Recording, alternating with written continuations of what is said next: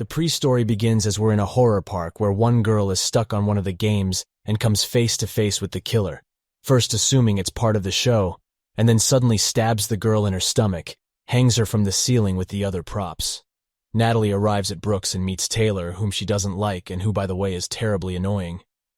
They talk about how Natalie should meet Gavin, both of them feeling something for the other Irishman.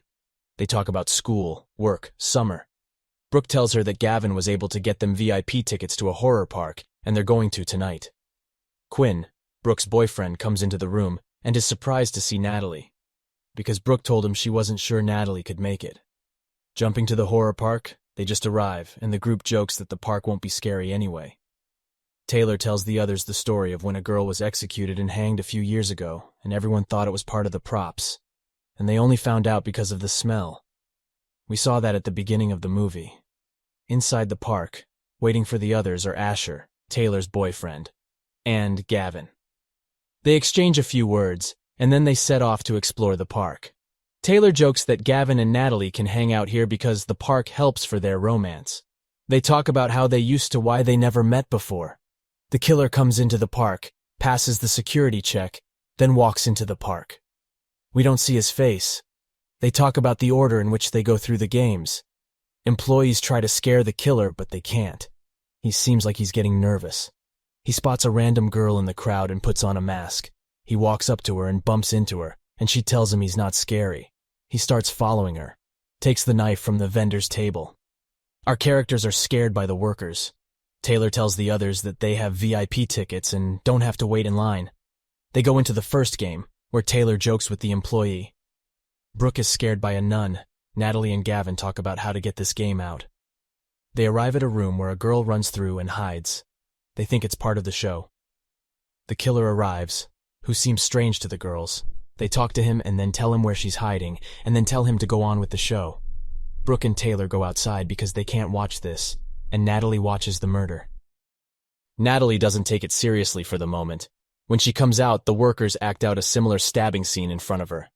They walk away. Natalie turns around and the killer watches her. In another place, watching them, the girls introduce themselves. They play. Gavin tries to win a plushie for Natalie, but he's lame, so he fails. After an awkward romantic conversation, they go into the photo cabin and the killer shows up. They joke around, have a good time, and have a kiss. The killer goes and takes the pictures and leaves. Brooke goes after him but can't find him. She ends up in an empty barn. She runs into her boyfriend. Jumpscare Gavin leaves the others to get a present for Natalie. Gavin asks the vendor for a plushie but doesn't give it to him, then sees a man bringing them out of the warehouse, so he goes into the warehouse. Natalie wants to wait for Gavin, but the others tease Natalie. She finds strange dolls, and the killer turns up. They interact. The killer won't let Gavin go, and he hits and kills him. He takes his phone, sees what Natalie is texting him. The killer texts him back. Natalie suspects nothing. The others get on the train, convince Natalie to come and wait for Gavin on the other side. The couples kiss while the workers scare them. The power goes out. Then Natalie sees the killer and starts screaming, finally coming out the other side with the killer sitting on top of her.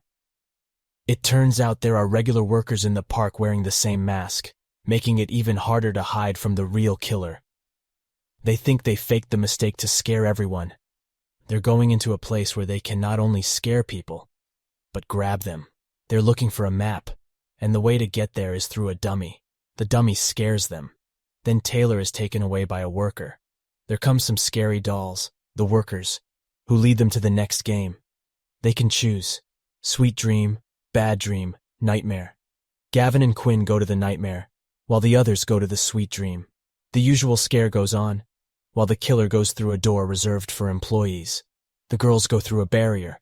Two of them run through, leaving Natalie behind, go left, but then the wall moves, so Natalie goes right, unaware of anything. Natalie is looking for a way out. In the process, she sees the killer through the glass. He starts punching it. She finds where the team is waiting for her, but Asher is still in the room. He's trapped inside. The killer finds him and kills him. Natalie wants to go home, but the others just laugh at her. Brooke goes with Natalie to the bathroom where they are talking. Brooke goes outside. Natalie texts Gavin, hears his phone beeping nearby. She texts him again. His phone beeps again outside the bathroom door. Then she spots the killer's shoes. He starts to pull the door. Natalie crawls into another cabin. She gets out. A security guard is called, but he says there's no one here. If there was, they were just doing their job. They're in a horror park. There's a stage show that Taylor volunteers for. They're about to do a head cutting. The executioner comes in, and Natalie notices her shoes. She wants to run in to rescue her, but the security guards won't let her. They cut off a fake head. Taylor is pulled back during the stunt. The curtain is drawn. Everyone goes outside. A worker asks the executioner to let the girl out.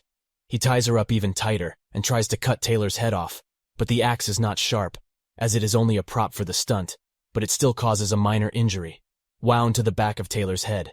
He breaks free, screams, finds his team. There goes the killer and stabs Taylor and Gavin. Panic breaks out. Everyone starts running. Security captures an employee wearing the same costume as the killer. The killer follows the girls. They go into a playroom. The killer takes an axe off the doll. The girls find out how the rooms are activated, so they try to get around them. They try to call for help, but there's no signal. They grab guns and look for a way out of the room.